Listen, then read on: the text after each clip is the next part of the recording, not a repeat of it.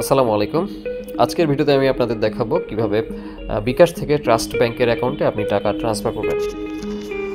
এ করতে হলে প্রথমে আপনাকে যেটা করতে হবে, আপনার ফোনের বিকাশ অ্যাপসে যেতে হবে। বিকাশ অ্যাপসে লগ ইন করার পরে আপনি যেটা করবেন তা হলো আপনার এখানে অ্যাড মানে বিকাশ টু ব্যাংক একটা অপশান আসবে। তারপরে আপনি যাবেন ব্যাংক অ্যাকাউন্ট, এই অপশানে ব্যাংক অ্যাকাউন্টে যাবে, আপনার নির্ধারিত ব্যাংক সিলেক্ট করবেন।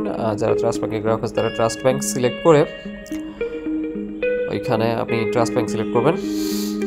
তারপরে ট্রাস্ট ব্যাংক সিলেক্ট করে এখানে আপনার এভাবে চলে আসবে। অবশ্য আমি প্রথমে আমার অ্যাকাউন্টে অ্যাড করে নিয়েছিলাম বলে অ্যাকাউন্টে চলে আসছে। যাদের অ্যাড করে তার থেকে অ্যাড করে নিতে হবে। অ্যাড করার পরে তারপরে তারা এখানে অ্যামাউন্ট দিবেন, কত টাকা আপনি অ্যাকাউন্টে নিতে চান। অ্যামাউন্ট দেওয়ার পরে এবার আপনি এখানে রেফারেন্স নাম্বার কিছু লিখতে পারেন, সেলফ বা যাই হোক যে কোনো কিছু লিখতে পারেন। এরপর পিন নাম্বার দিবেন। পিন নাম্বার দেওয়ার পরে আপনার অ্যামাউন্টটা দেখাচ্ছে 2500 টাকা পাঠাতে গেলে আমার 31 টাকা 25 পয়সা কাটবে।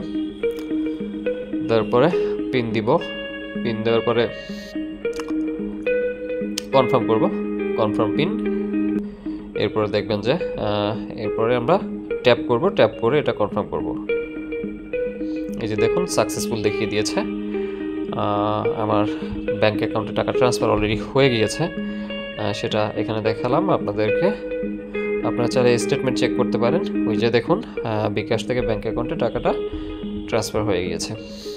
এই দেখুন আমার অলরেডি SMS চলে এসেছে, আমার ব্যাংক অ্যাকাউন্টে টাকা অ্যাড হয়ে গেছে, সেটার SMSটা অলরেডি চলে এসেছে। এইভাবে সহজেই আপনারা বিকাশ থেকে ব্যাংক অ্যাকাউন্টে আপনাদের টাকা ট্রান্সফার করতে পারবেন। একদমই সহজ একটা প্রসেস।